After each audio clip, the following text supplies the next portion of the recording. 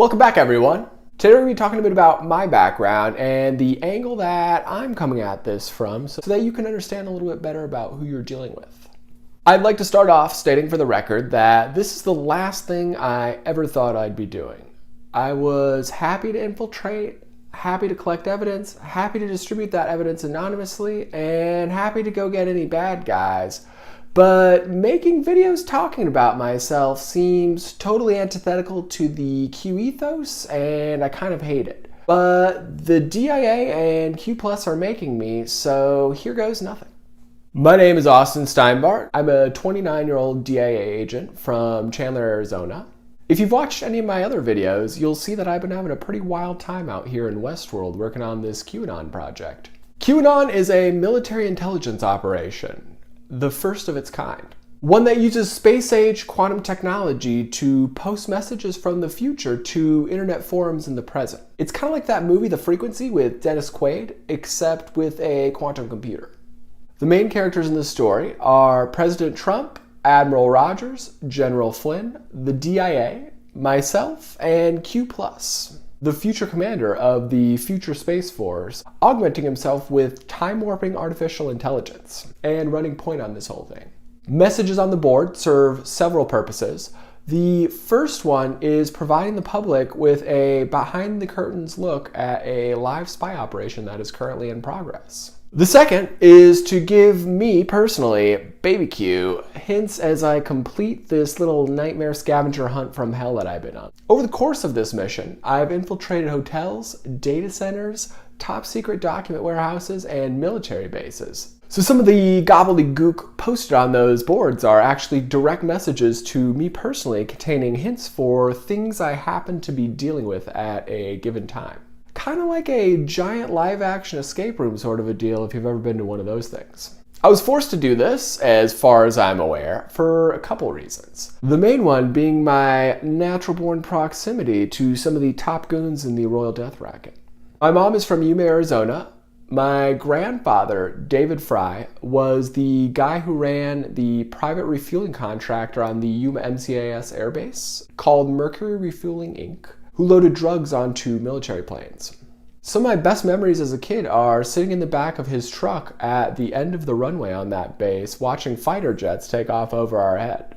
My grandmother was a refugee from El Salvador whose maiden name was Grace Aragon. She was very self-conscious about being viewed as a dirty Mexican, so she changed her name to Norma Grace Fry when she married my grandfather.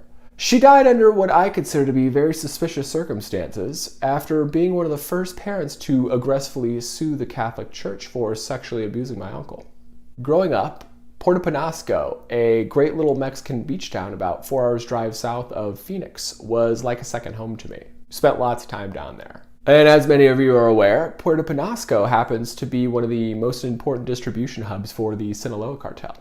I also spent lots of time growing up in Belize, where my father owns a condo. Belize is a small country just south of Cancun that is legally owned by the Royal Death Racket. My dad spent much of his career working closely with major defense contractors. The director of engineering at Raytheon could attest to that. Growing up around the defense industry was a big influence on my life. I always wanted to be a fighter pilot. As far as I'm aware, I was recruited to the Defense Intelligence Agency after recognizing that a major immigration protest happening outside my high school in 2006 was actually an intelligence operation. My first mission for the Defense Intelligence Agency was at age 17 when I used Christian missionary work as cover to get into Cuba and to gather intel on some deals they were making with the Chinese at the time. While in Cuba, I made friends with a young IT guy that worked closely with the man who is now Cuba's president. Someone I keep in touch with to this very day. So we will definitely be squashing the beef with them once all this is over. Like every other covert operation, this one has been financed primarily with gangbanging and drug dealing. Surprise! Just fun drugs though, like weed and molly. Not life-ruining poison like meth and heroin. And absolutely no human trafficking, of course. Kind of mortifying that they are making me tell you that part, but I guess the public needs to know how this actually works if we're ever going to be able to change it. So hopefully you guys won't hold it against me. Over the course of this mission, as you might imagine, I've done all kinds of crazy shit and met all kinds of crazy people. I've been jumped, robbed, kidnapped, and even poisoned. My nose is still crooked from getting my face bashed in one time.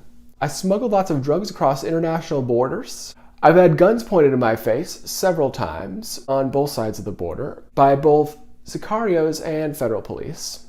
And I've had several attempts made on my life, some of which were very close calls, including a couple where the DIA had to step in and save me, even though they technically aren't supposed to be helping. We've had quite the little Truman Show going on out here in Arizona, haven't we, Spookies? It's been quite a surreal experience, almost like my life got turned into a giant game of Grand Theft Auto. And just when I thought we had reached peak Twilight Zone, the DIA graciously decided to throw me yet another curveball by making me tell everyone about it on YouTube. So please subscribe and share with your friends. Because the faster we can wrap up this nightmare circus, the faster we can get on to the business of unveiling the Space Force.